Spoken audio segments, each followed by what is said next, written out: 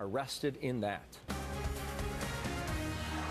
Well, a new warning from Ash Carter. The new defense secretary says al-Qaeda is on the rise once again in Yemen. The terror group taking territory in the troubled nation. While the world's power focuses on ISIS and on the Houthis in Yemen as well, Carter says this, quote, al-Qaeda in the Arabian Peninsula, which you may know as ACAP, has seized the opportunity of the disorder there and the collapse of the central government, which was U.S. and Saudi-backed. He goes on to say, you see them making gains on the ground there as they try to take territory, seize territory, and these battle lines. Joined now by Lieutenant Colonel Ralph Peters, Fox News strategic analyst. Ralph, good to have you with us this morning. Welcome back to the program. So, you know, it's not surprising that in the middle of what's going on in Yemen, which the president at one point not too long ago heralded as a success story of our counterterrorism strategy, that ACAP would say, gee, you know, everything's up for grabs in this country right now. This is our moment. Yeah, well, nature abhors a vacuum, terrorism loves a vacuum.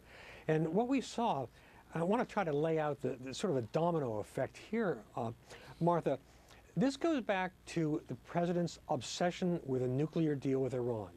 He was so singularly obsessed with that he wouldn't stand up to Iran on any of the other fronts in the Middle East, such as Iraq or Syria, elsewhere where Iran is engaged. So Iran's latest axis of advance is in Yemen, where Shia Iran backed the Shia Houthis.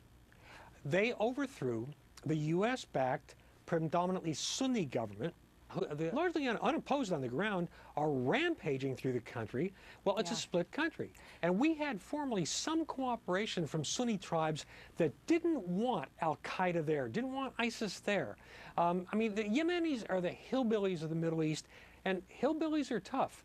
But now, because of this Shia takeover, many of those Sunni tribes that didn't want al-Qaeda in are going to be forced into an uneasy alliance with al-Qaeda or Islamic State, and it gets worse and worse. It's a great point, and it makes you wonder several things. Let's look at the map, of this area here. Let's pull up Yemen and Saudi Arabia, because you can see why Saudi Arabia absolutely does not want Yemen to fall under the control of Iran, because it goes right down to the Straits and the entrance in Aden, that they do not want to fall under the control of Iran. So now the United States finds itself in an increasingly complicated situation, because we have, been working on this deal with Iran, who backs the Houthis, and so we were hands off in Yemen for quite some time. But then we had to go convince the Saudis that, don't worry, we are absolutely still on your side because you're our old ally. So we're going to help you with some airstrikes, and we're going to help you with intelligence that we can from a distance on the ground. So my question for you is, if we're helping the Sunni side in this battle in Yemen,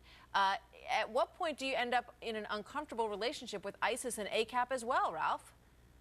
Well, it's